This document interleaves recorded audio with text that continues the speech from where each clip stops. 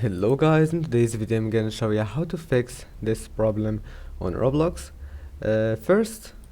just click here and then go to Windows Update Settings, and after that check for updates, and if there's updates just install it, and then go back, click here and go for GeForce Experience, and now you have to check if there is any update to your driver, and then just install latest updates for your driver, and after that just go ahead and try again, and if that doesn't fix your problem, now click here and type apps and features, and then type Roblox, click on it and click on install, and then go back, click here and then type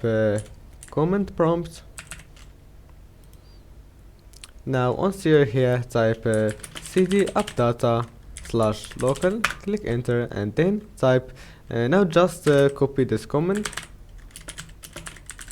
click enter, and then type y and click enter, and then Roblox will be completely removed from your computer, and then just go to your browser and download it again. I hope that can help you. See you in the next video.